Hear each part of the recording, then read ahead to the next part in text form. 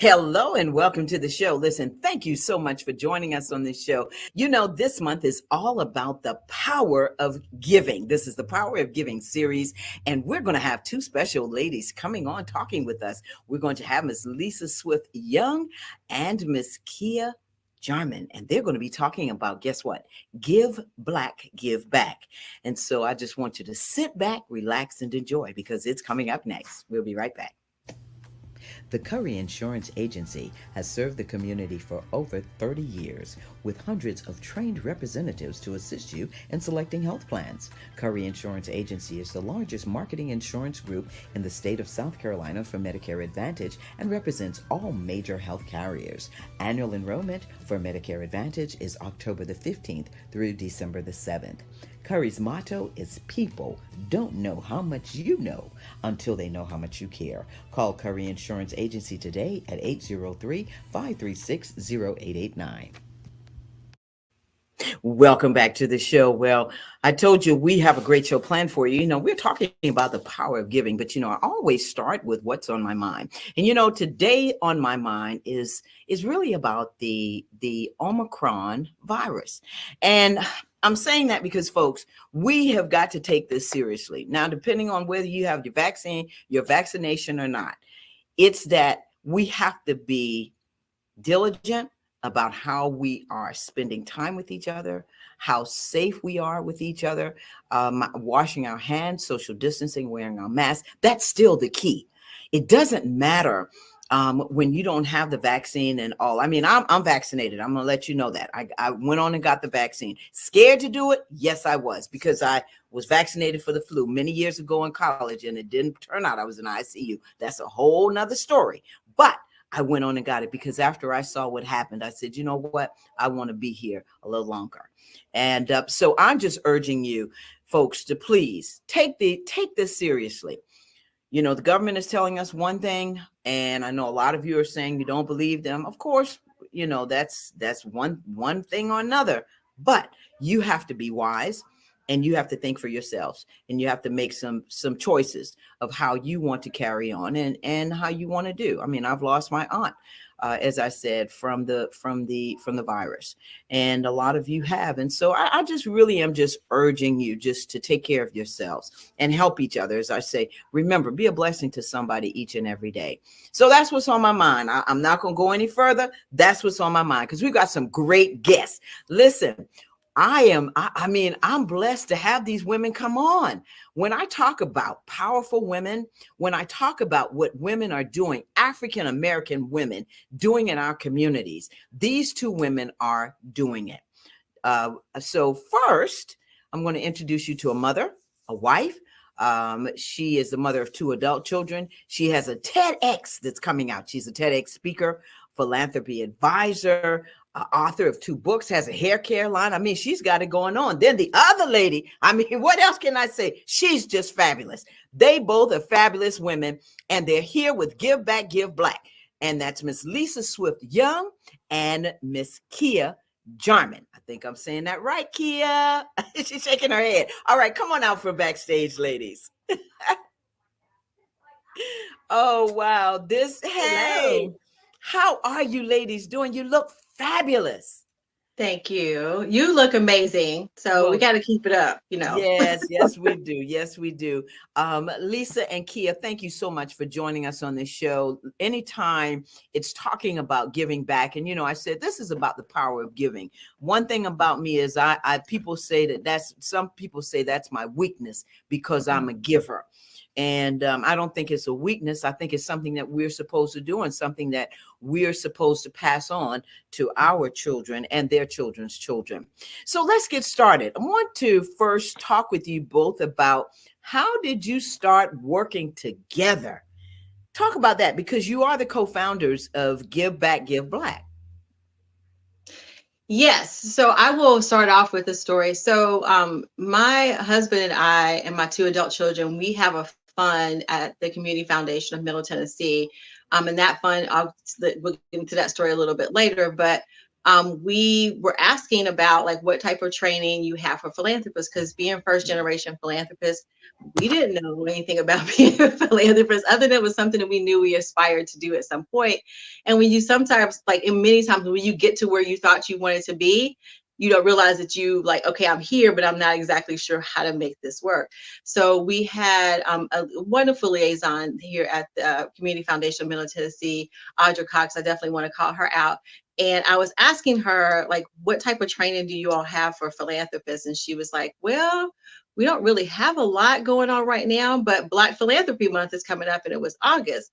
I had never heard of Black Philanthropy Month either. She said, we're going to put some things together. We're going to invite some other fund members or people who hold funds there. And Kia is part of a fund.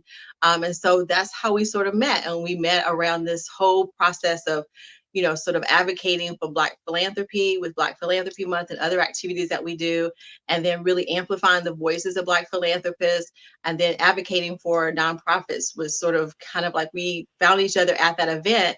As we try to get other philanthropists together, you can get some really great ideas when you pull some really enthusiastic and passionate people about it. So that's how we sort of met, and then we sort of started to share a similar vision, and so that's why Give Black, Give Back exists today. Wow. And, you know, I do apologize because in the intro, I said, give back, give black. That's because I'm doing so many give and black and back. And so it is give back, give black. Am I correct in saying that? Give black it first. Is we always give black and give. First, so I did say it right. Be black first. Be black first. Okay, I did say it right. I did say it right. Okay, yes, you did. You did. And so Lisa, while you know, I think Kia, we lost the connection, but she'll be right back. And Tiana, you can check with her as well. Let's talk about your philanthropy experiences and what led you to being this big philanthropist. So my story is a multitude of different things. I think everyone, you know, every Black person out there can relate to the fact that, you know, in church you got that dollar passed to you and you were supposed to put it in the tray. You know, I did most of the time, and you know, sometimes you did, but so I think that thing of giving is sort of definitely ingrained in the family. You know, I grew up AME, so if anybody's familiar with AME, you know how we do. We got the missionary, we got the tithes, we got we have all the different ones. So we were used to giving because it was sort of happening throughout the whole service, right? And so that was definitely the roots of what you're supposed to give, and that was, you know, we manifest that directly in the church specifically. And then as I grew as an adult, you know, you start to realize the blessings that you have when you get out there and you start to see other people, you know, don't have as many resources as you have, and you see situations that you want to change. And I kind of separated at that point where I kind of look at philanthropy, and really philanthropy is really about helping people out of a situation. Charity for me is sort of helping people in that situation. And I know we talked about recently, Kia and I were having actually keeping charity is a little bit of keeping that person in a situation. We're really not working towards this, you know, end goal. I am a person who likes to work myself out of a job. Most of the positions I've gotten to the point to where they can run without me, and that doesn't scare me. So philanthropy is really where I sort of embrace philanthropy. And then one of the dreams that I had was to have my own foundation, not knowing what that was. I just still wanted to do that. And that was sort of how the Change We Seek, which is the fund, and my husband and my 2 adult children, we manage that fund, and we fund it through the books that we write, you know, things with the hair care line. And so we continue to fund that way. And then any speaking engagements and that type of thing, that's how we fund the giving as well. So we give of ourselves, and then people give to us, you know, as far as in terms of money, and then we give that back to the community. Right. And you know, that's so important. Kia, thank you for joining us. I know you had a little connection problem, but I want to thank you for being on the show. Listen, I asked earlier how you all got together, and Lisa kind of gave us a great overview of how you got together. But moving forward, wanted to ask you about your philanthropy experience and why you became this big philanthropist as well. Thank you. Well, thank you, Tammy, for having us. We are so excited to be here. And philanthropy is one of my favorite words. It is all the syllables that I want people to embrace, every last one of them. My philanthropy story probably started as a young person particularly as a Girl Scout. I'm a lifetime member of Girl Scouts. My first experience was 5 years old, going to I always was really in a church troop. My last troop I was in was a Black-led troop, largest Black-led troop probably in Tennessee still. Wow. Because of just how many people were coming through.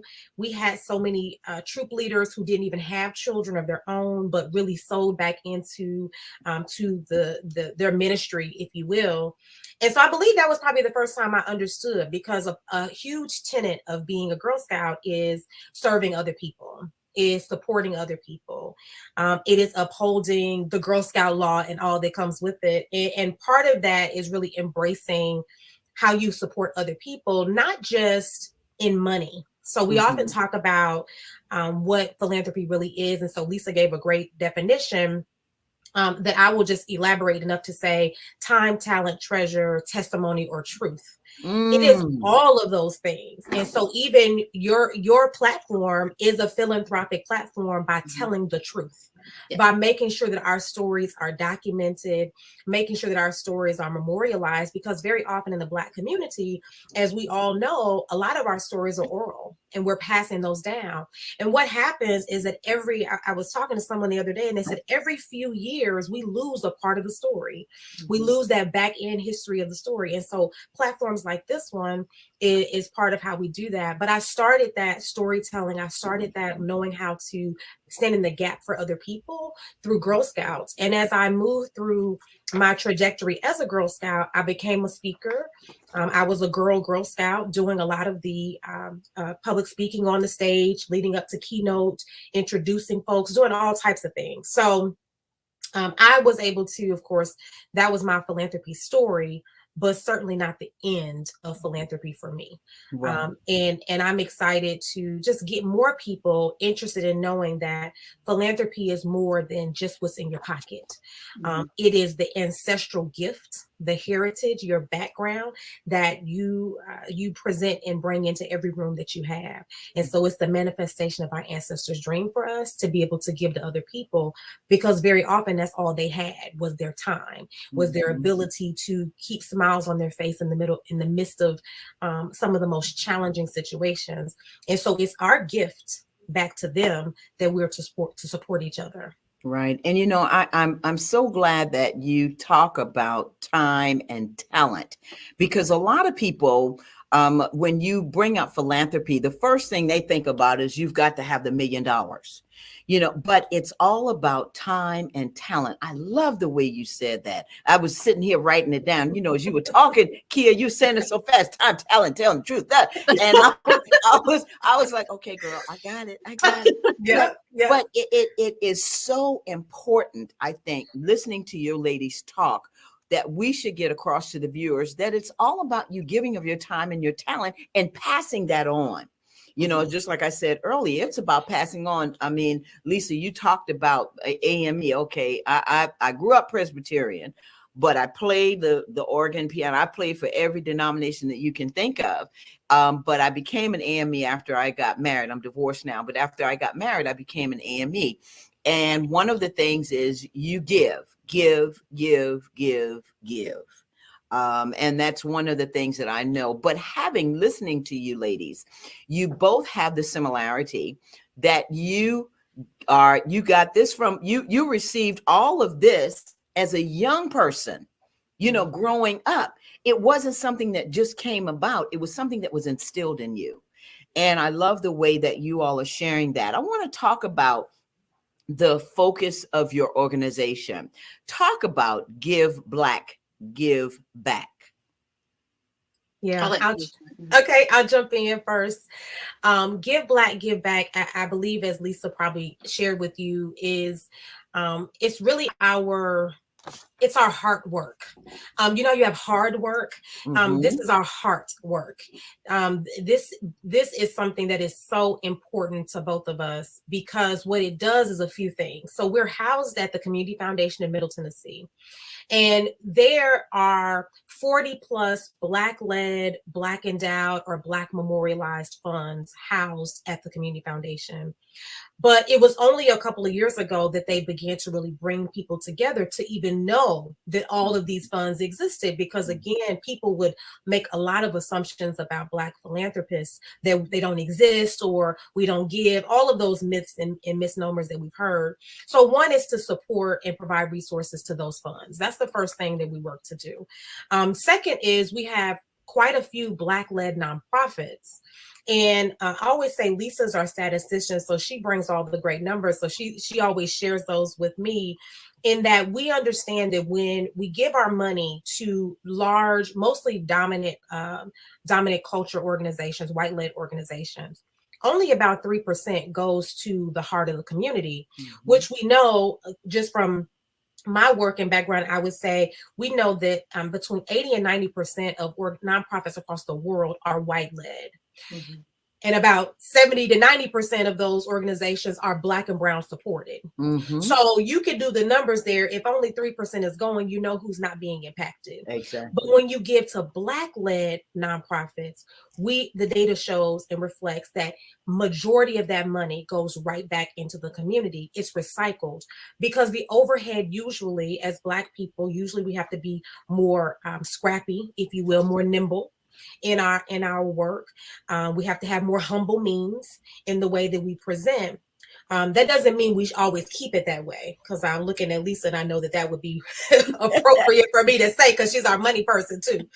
But we don't want to stay there, but we know that that's been the requirement of us. And so because of that, we have learned, the saying is make $1 out of 15 cents. We have learned how to do that so well.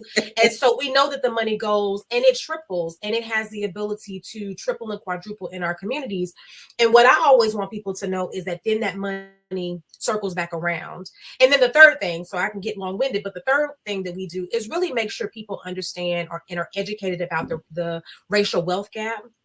We are about 212 years behind the white community, and making sure that, in particular, because we are working with the Community Foundation, and a great majority of the people that they work with are white individuals and white organizations, that they understand their responsibility in ensuring that that they're having these conversations with us, because we alone can't have this conversation in a silo. It's important for us to make sure we're having this conversation with those folks who have sometimes benefited from the work and the philanthropy of Black people, but not necessarily we've gotten the reward or the outcome of that. And so that we have a 3-part mission, and it really is, over the last 2 years, we have really been, the pandemic has been very challenging, but Lisa and I have really rolled up our sleeves and said, let's do the awareness building of just making sure people know this is historically who you are, right? This is not new. As one colleague said one time, he said that our ancestors brought philanthropy over on the transatlantic slave passage. And that's important for us to remember, that this is also not American, that we are philanthropists. It is also a part of our, the integrity of who we are within the continent of Africa. So that's our mission. Lisa, did you want to share any additional points? So, first, from that standpoint, I think, you hit up on a couple of different things. I am going to throw out a couple of stats. So when we talk about Black philanthropy, and these are the numbers that we like for people to share or would like to know, that Black philanthropists give $11 billion annually. Wow. So let that sink in. Wow. So a little bit of money, $11 billion annually. And so we are one of the largest demographics as far as giving is concerned. The challenge is that we're not getting that money circulated back. And so one of our goals is to literally go to these organizations and say, make sure there's some equity when this money is distributed. So we're not talking about additional money. And I think I want people to know that as well. We're not talking about, coming out with another $11 billion to support a Black foundation or nonprofit. What we are talking about is going back and getting the equity share of what we're already putting out there, and being more intentional about, being mindful about what we give and how we give and who we give it to. And when we're talking about white-led organizations, I do a lot of studies and work around that, and they really struggle with not understanding the racial component of why it needs to be a Black-led organization, whether or not it's a foundation or a nonprofit that actually can do the work, because the intricacies of what we deal with on a regular basis have sort of kind of got sidelined. And Kia mentioned something early. We are really good at doing, we have neck bones, we have oxtails, we do all that stuff. And we're so good at it, it looks easy, right? So people don't think, well, they don't need that much because you can make it work. And we've got very industrious, but that money is our money, and it should be, and a part of this American society, equity should be something that we strive to and actually should demand in that case. And so one of the things that we do around this work is really talking to white philanthropists and organizations, specifically around why Black-led organizations are necessary to actually address racial inequality. That it will not be done on the lines of, what the status quo says, because we have a very intricate story. And then Kia, talks about from the continent specifically, there's that theory of Ubuntu, right? So we embody that. That is who we are. We are in the collective. I had the opportunity to travel to Tanzania and Ethiopia a couple of years ago. And just to see the way that they sort of help each other and support each other in the community, they don't have as much as we have materially, but I would venture to say they actually have more as far as collectiveness is concerned. And that's definitely what I saw. And so they were, asking us about America. They know a lot more than we know about them, first of all. But I was like, don't lose that. Like as Africa starts to, as the continent and the different countries start to really embrace and own the power, just keep that collective, because that's not something that we have here consistently, and that's what we're trying to do around Black philanthropy. There were a couple of, ladies, I tell you what, I've got so many questions, but you're going to be with me for the next, for the whole hour. But just the questions that come to mind. Kia, you brought up some great things. I like, about hard work.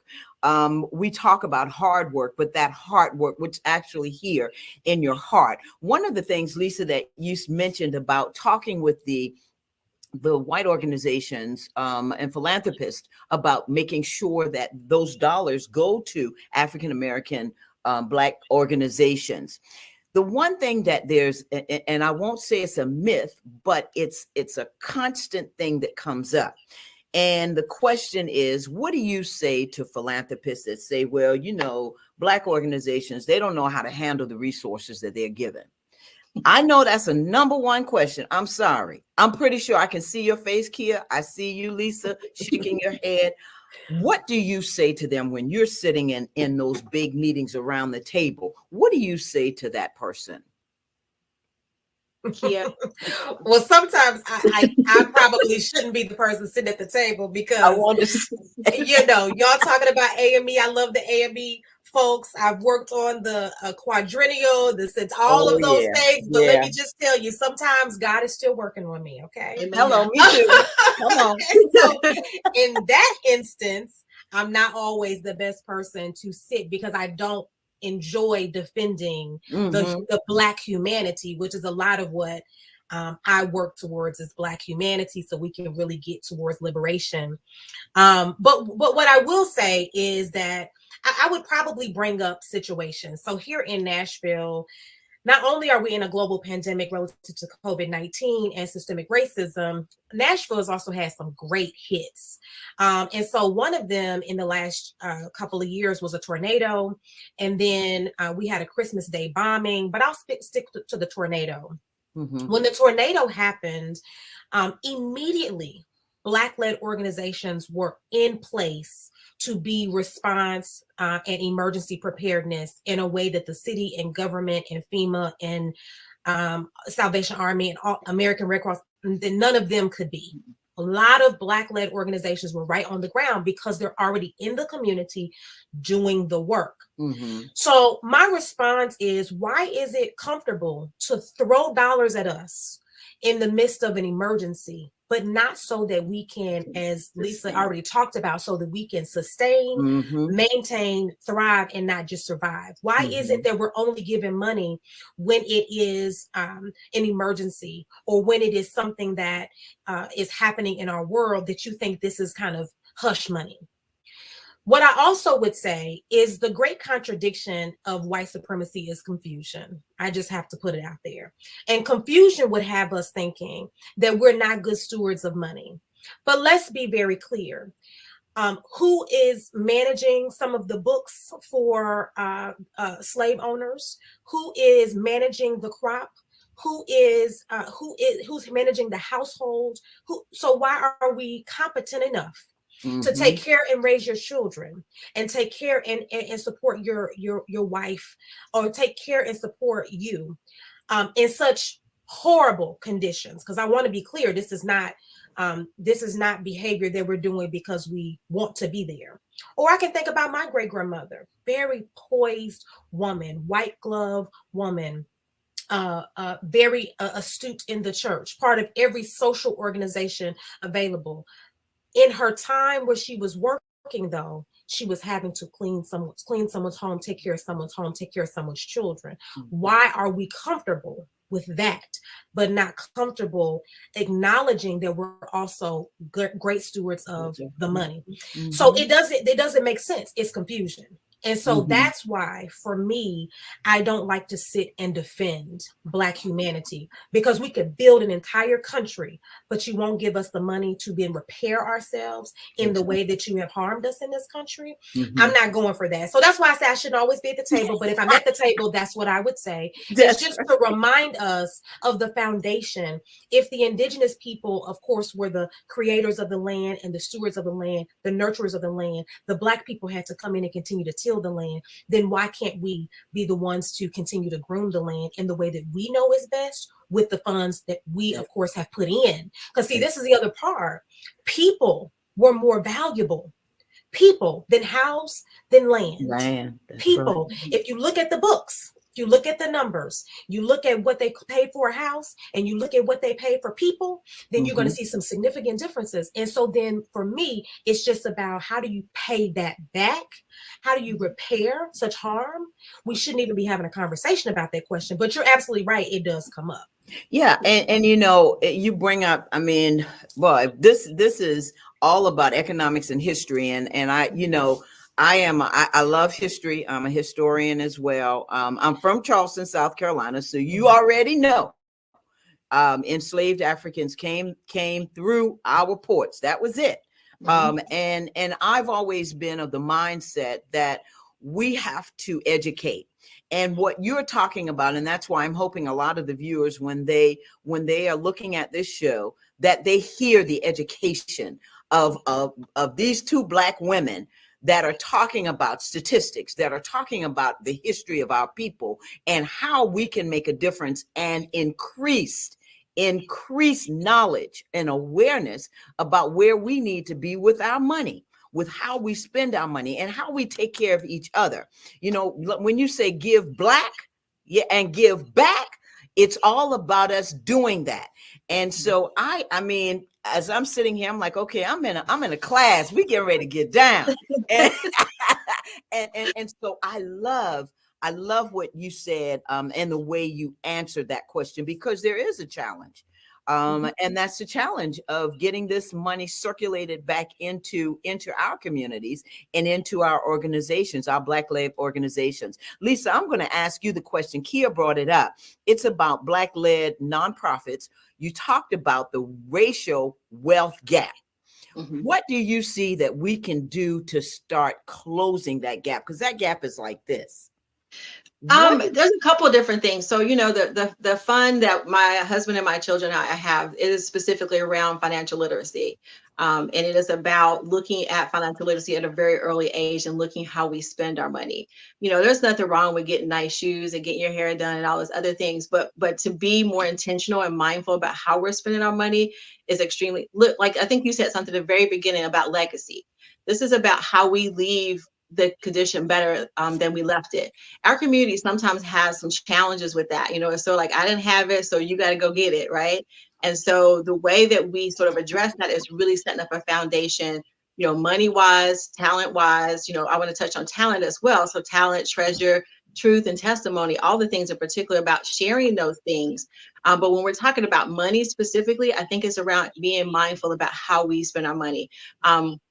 You know, I had a really good example. My grandparents had 14 children. Tennessee, um, 14 children, and they, bought a house and raised their kids because they were very intentional about how they spent their money. And my grandmother always gave her tithes, right? So she always put something back. And that was something that on my father's side, I learned as well. I had my Aunt Essie, my dad's aunt, had this saying, and she was like, always pay yourself first. I consider she's the Great Migration economist is what I call her. She came up from the South and went to Chicago, and that's what she brought with her. She was like, pay yourself first. So my father had that sort of philosophy, and he passed it on to us. There are some simple things like the rule of 72, and the rule of 72 basically says that whatever percentage interest rate is, you divide it by 72, and that's how when it doubles. So if you're investing at 7%, every 10 years, that money will double. And I learned that really, really early. And so I learned that also it works the opposite way. So if you're paying 20% on the credit card, that money's, you're going to owe double that in 3 years, 3 or 4 years. So it works both ways. And so understanding those basic things and then making decisions, informed decisions about how you spend your money, then I think makes us more intentional, and it gives us that foundation for growth. And then really looking at legacy. How do we grow the bit? How do we get, Black Wall Street? I know I was talking to, I think the other day was talking about Black Wall Street is in Lithonia. They've opened up a site there. We know about Tulsa. We know about, I was living in Raleigh for quite a while, and there was a Black Wall Street there. How do we sort of create, we're here in Nashville. I can go on and on about, Jefferson Street, was sort of a Black Wall Street type situation.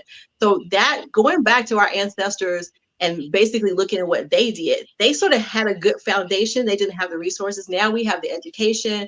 Now we have some of the policymakers.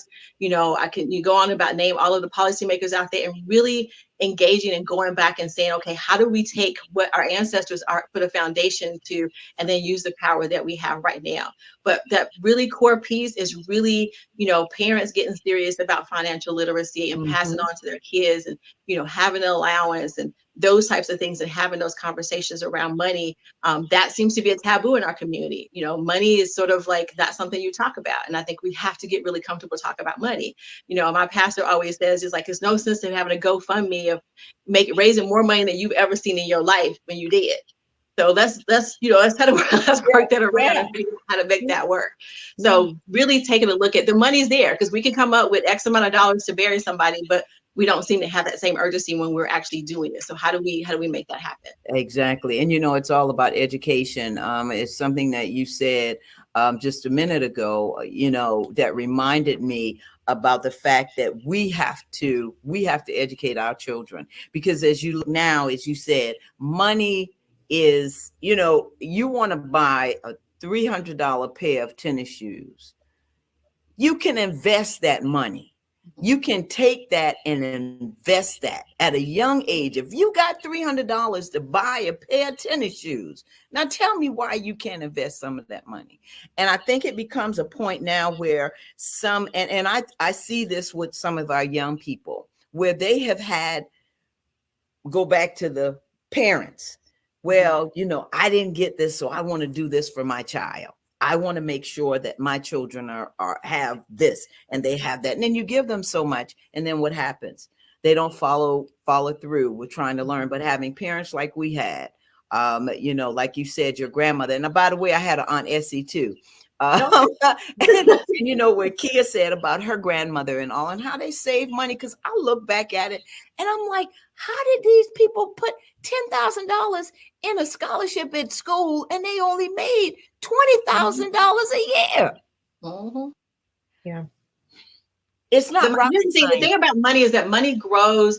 When you understand some of the basic rules of money and how money grows and it continues to grow, I think it feels like it's a lot. We were having this conversation about our goals, for Give Black, Give Back. And we were talking about, a goal for us. And so at first, you throw out a goal and it feels like, oh, that's a lot of money. And then you start stepping back and you go, wait a minute. If I look at it this way and look at it that way, then that money comes in. I want to touch base on something really quickly about when we talk about talent. So in philanthropy, there is this line item a lot of times called in kind. And so we as African Americans probably didn't know what that was. So in kind is when people give some of a service of themselves, or like, you maybe have an attorney who does like their work pro bono and they charge that.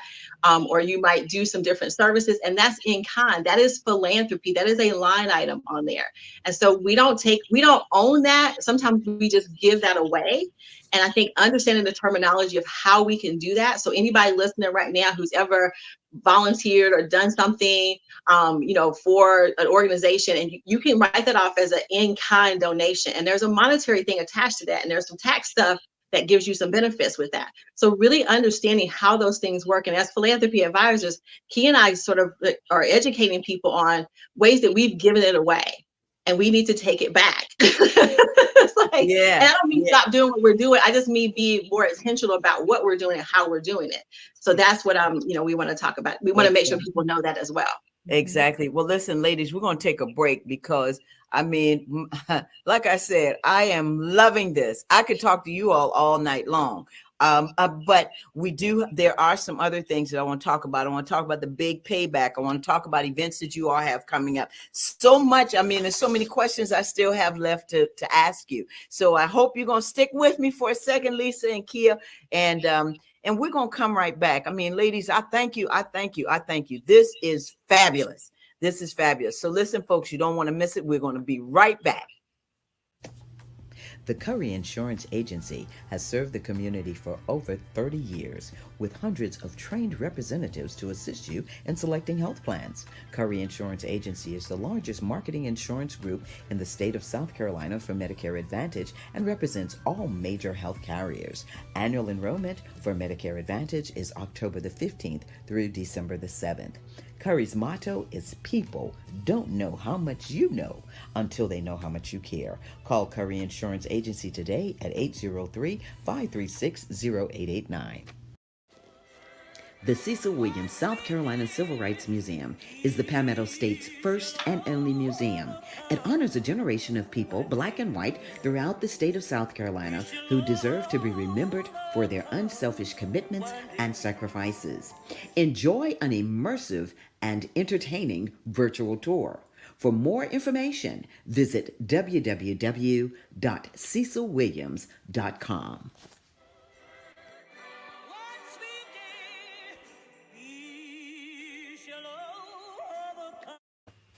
Welcome back to the show. Listen, if you're joining us, you see these beautiful women, phenomenal women, Miss Lisa Swift Young and Miss Kia Jarman. They're here. They're co-founders of the Give Black, Give Back organization. And so this is the power of giving, folks. And so these ladies, if you missed the first segment, wait till this segment. All right. So ladies, thank you again for joining me.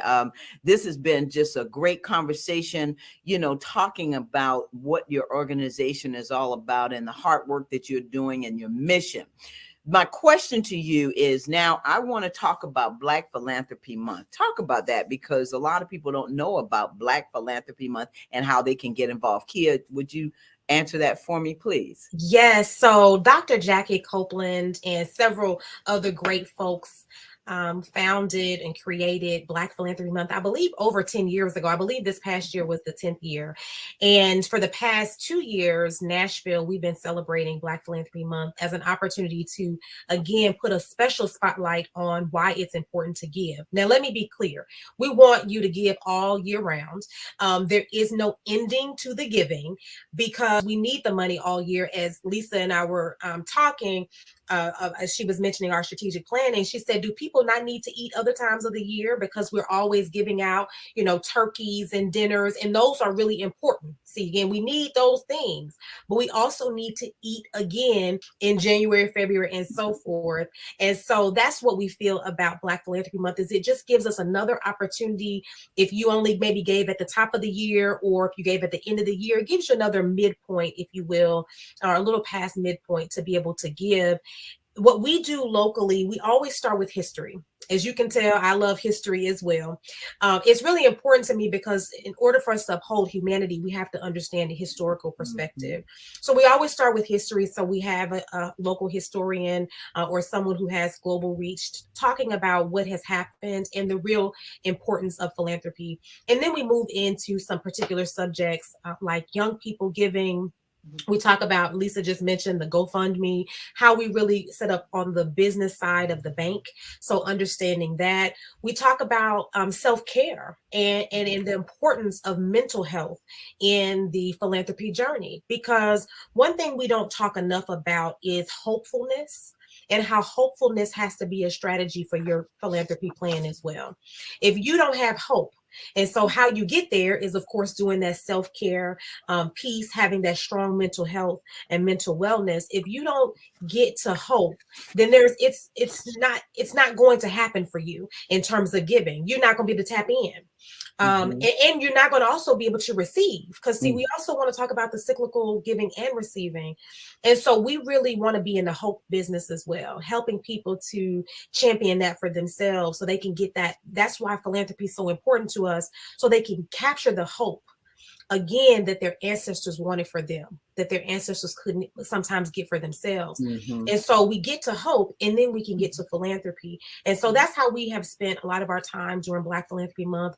This year, we were able to have Valeda Fullwood, who was one of those wonderful women who came together with Dr. Copeland to create Black Philanthropy Month. We will continue to do our annual event. Oh, and the other thing, I have to share these two other points. So one is that Black Philanthropy Day is August the 13th. And so our city has deemed Black Philanthropy Day, Give Black, Give Back Day on August the 13th. That's one. And then the second is that we have a Changemaker series. So Lisa and I've been doing these video Zoom interviews throughout the entire pandemic, again, to tell stories.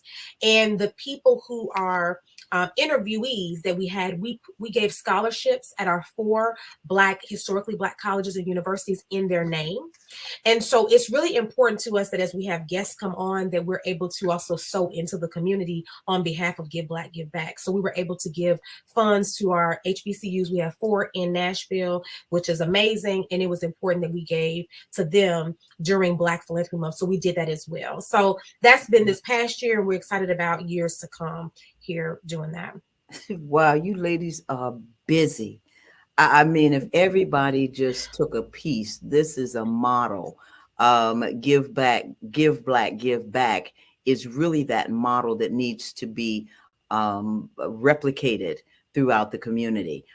In all the states. I mean, I want to talk to y'all about coming to South Carolina. Okay, that's a whole nother ballgame. We are happy to come. Here's the thing. So we talk about philanthropy. So, we talk about the history, but don't forget that most of our HBCUs were founded by African Americans, right? So, A&B Church, we know about those. We're before. Oh, yes. And so, and we look at, so Fisk University here. So, we have 4 HBCUs. And so in Nashville, we have Meharry Medical College, which where most of the African-American physicians that you go to or see were trained at some point there. We have Tennessee State University, which is my parents' alma mater. So not to be confused with the Tennessee.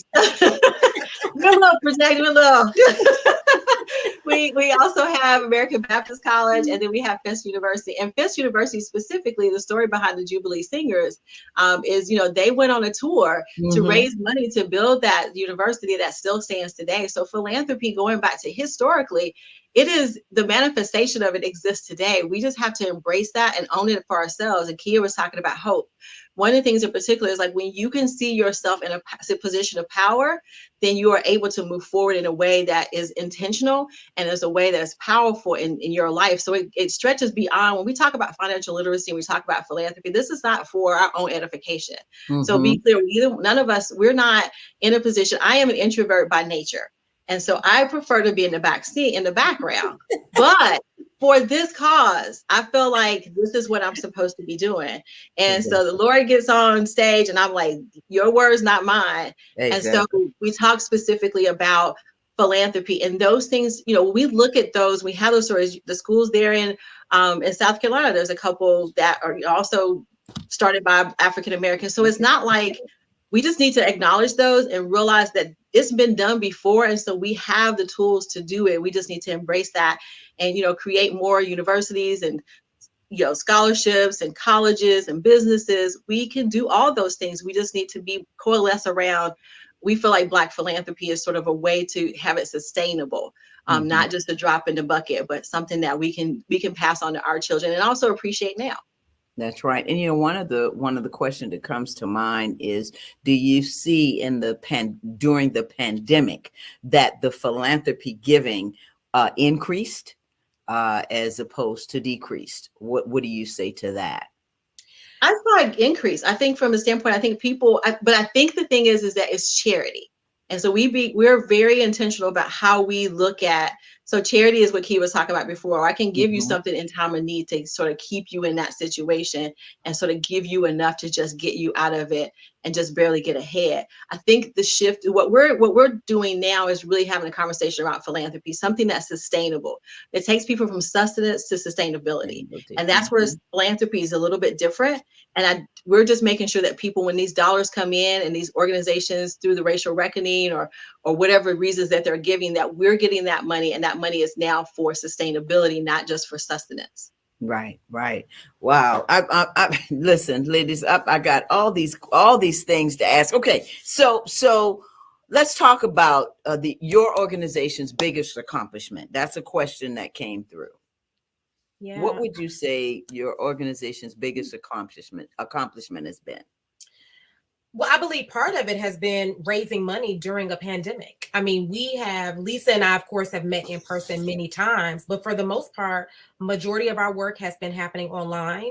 And I believe when we got the first, I think $15,000 gift, I believe it was, that let me know that people understood the impact of what we were doing. So I believe that that's been really an accomplishment. But what I just mentioned, us being able to endow a fund. So part of it is we didn't start this process with the idea of having a fund. Lisa and her family have a fund. I give in lots of ways and have commitments in lots of places. And then we started getting checks. And so because when we started getting checks, we needed to make a fund. Right. So that's a huge accomplishment. Yeah. But being able to also give that money back out. Again, when we started receiving money, the first thing that Lisa and I began talking about was, how do we give this back out? How do we make sure? Now, of course, we want to be smart and good stewards of the fund. We want sustainability. We'd like to raise $1 million. I want to go ahead and put it out there so that way people who are out there can make sure that they go to the website and make a donation. Because what we want you to be assured of is that every time you put money in, it's going to find its way back out. And so while we want to, of course, sustain the fund for many years to come so that our children can take it over and grandchildren and so forth, we also want to make sure that we're able to start being the gap between charity and philanthropy, pushing people over that hump so that they can start to make real long-term decisions. And that only happens, again, when you have folks like Lisa and I sitting in an advisor position, able to support people in understanding that you need charitable funds today. But what happens a year from now when you have the same exact needs and the people in your organization have the same exact needs? How do we also get you over that hump enough so that you can start to see the entire forest? Because many of our nonprofits and many of our philanthropists are often in the weeds. They're often in the trees. If you will. And it's by design. It is not by their own design. It's not by their own making. This is how white supremacy works in our country. This is how charity works in our country. Yep. And this is how violence works in our country. Very much so, to keep us beholden to certain organizations, certain charitable givers. And so it's important for Lisa and I to be able to push people over to that philanthropy, really, so that justice begins to happen as an outcome, and then liberation begins to be the manifestation again of the ancestors' dreams. How do you become liberated in ways that they never could be? Exactly. We've got to get you to that point. Wow. Yeah. You said a mouthful. And boy, I tell you, ladies, just talking with you brings me to, why it is that I do what I do, and why I love talking with women like you, and not just women and men as well, who are really out here making a difference and creating a space for us to learn and be aware of what we can do. Just like you said, it's about us now liberating. It's about us being liberated. I love the fact that you talked earlier, Kia, about hopefulness and the self-care piece. That's a big part. I'm a big mental health proponent, and that's a big piece of being able to even give $1. You know, it's the mindset. It's where you are at that particular time. So I do have a question that came up, and Tiana asked this question: what is the big payback, and what is your organization's involvement in that? So the Big Payback is a community foundation of Middle Tennessee. Actually, a lot of different foundations across the country have this Big Payback Day, and it's usually in May. And it's sort of a day that is sort of hyper focused on giving to foundations and nonprofits specifically. Organizations or nonprofits can sign up through Giving Matters and get a profile set up so that they are eligible for those funds.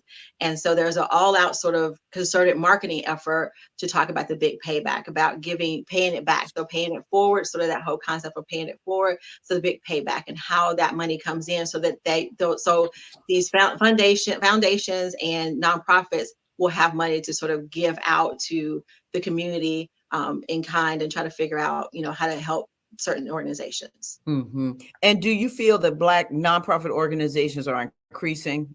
Do you feel that there's an increase? Are you seeing that happen where there are a lot of Black nonprofit organizations? The number itself of organizations, or the amount of money? The number of organizations and the amount of money. Yes. So there are lots of Black-led nonprofits. My personal desire is that we don't have more organizations, but we enhance the organizations we have. Here's what I mean. This is where I'm trying to get people to understand mission over ego. Because a lot of times what we're doing is we're starting nonprofits because we didn't like something that someone else said or did. Mm-hmm. But the reality is the audience is the same. And so what we do when we start new nonprofits, because of that, and I'm not saying if you have a brand new mission that's not being accomplished anywhere else, please, by all means.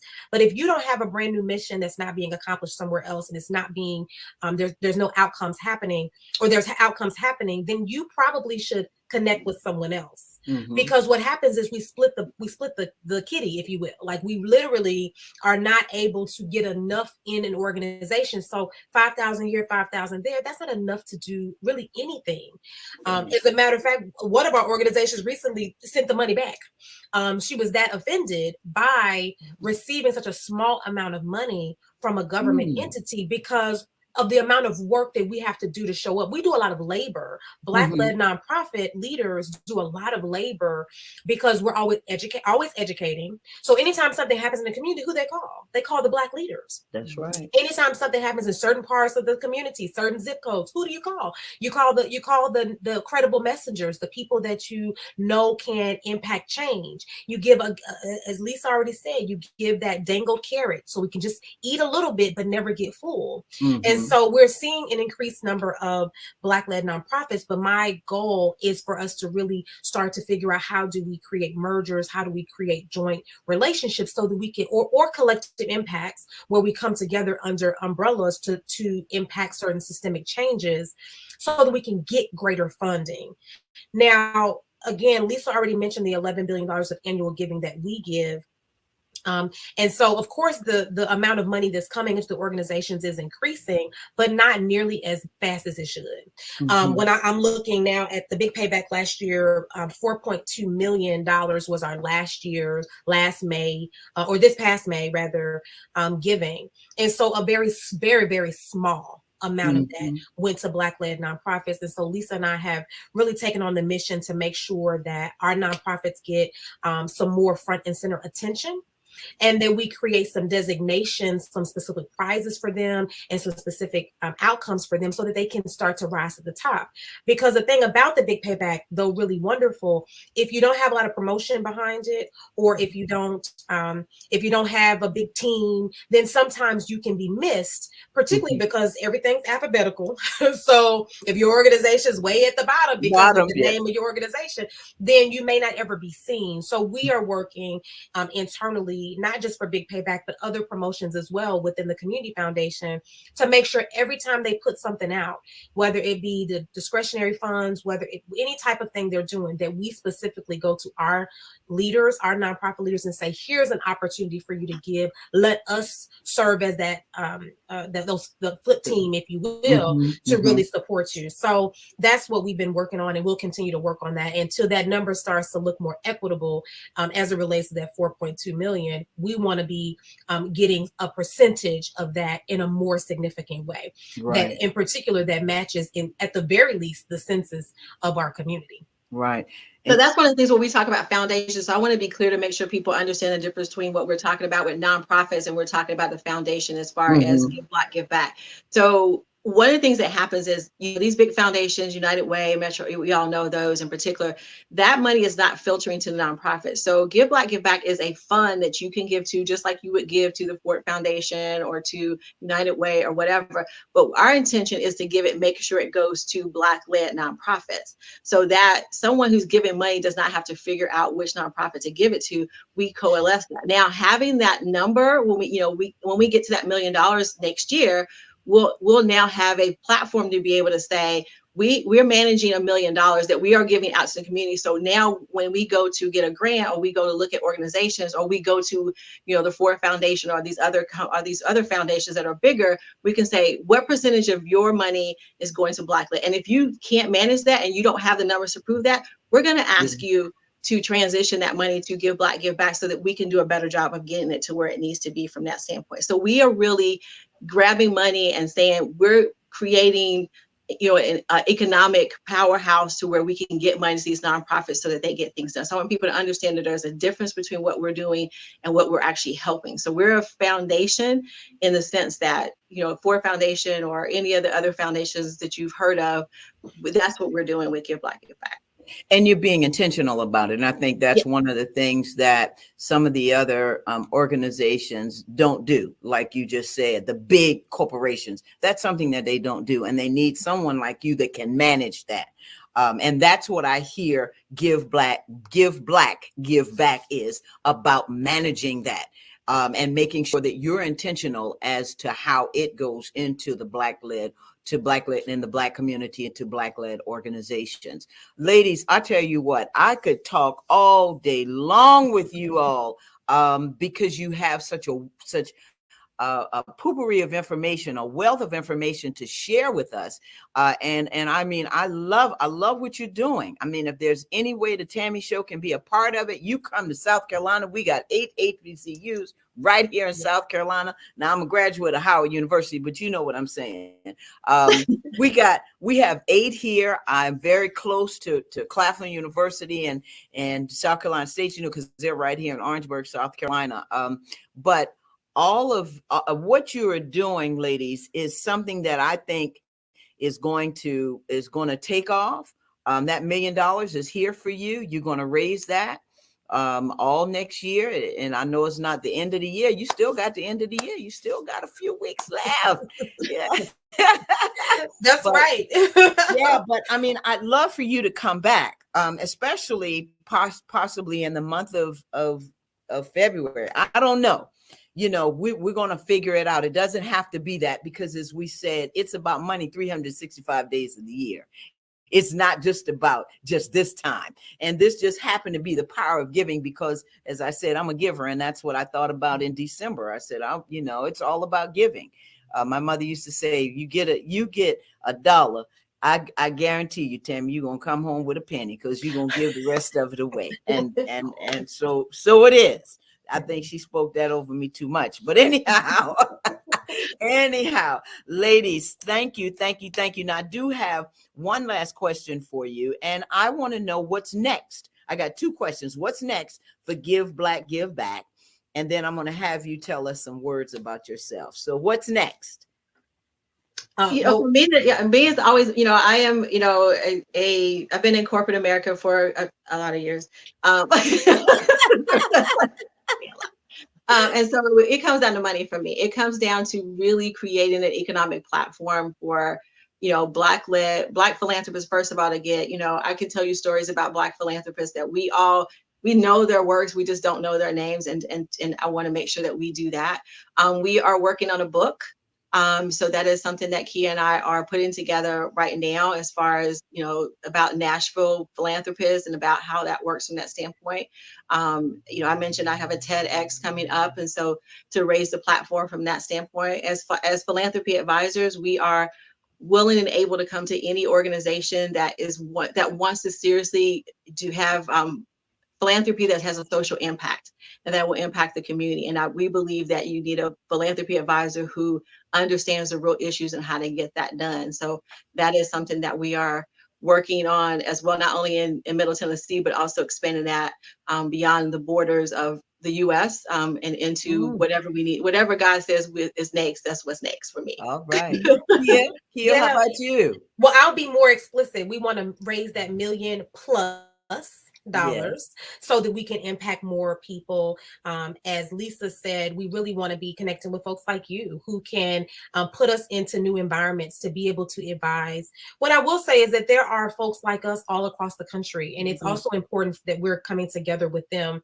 And so we've been talking in particular about coming together as a consortium of Black philanthropists, particularly within the Southeast, and being able to have some real dialogue about how the model, you mentioned that, which is so crazy because it's such a big part for us, the modeling of how this works, so that again, the mission for us is not to be tied to our ego. It is to be tied to the outcome, which is that we're able to get to liberation for Black folks. And so those are things that are next for us. I always am going to be on the justice over charity train. So I'm constantly available for those presentations and really wanting to talk more about how justice shows up and how it's more important than charity, because charity is what got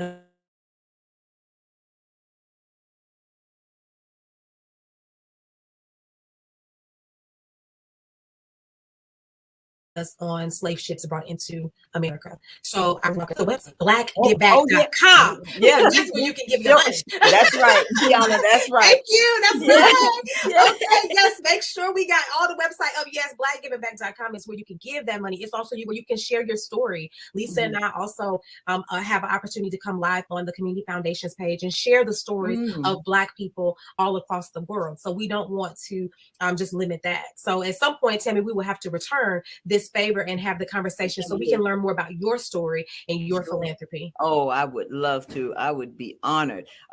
Communities Foundation in Charleston, South Carolina, led by an African-American man. So it's a lot. My family, you know, we have stuff there. So it's just a lot that's happening. And I'd love to be able to do that. Thank you, Kia, for that invitation, and Lisa as well. So ladies, the last question, I always do this for my guests because I'm putting it in my journal. What are 3 words that describe you? I'm going to start with you first, Lisa. I'm going to go to I connect, create, and commit. Connect, create, and commit. I love it. And then Kia. Disruptor, innovator. Oh, what's my third? It's so many things. Contrarian.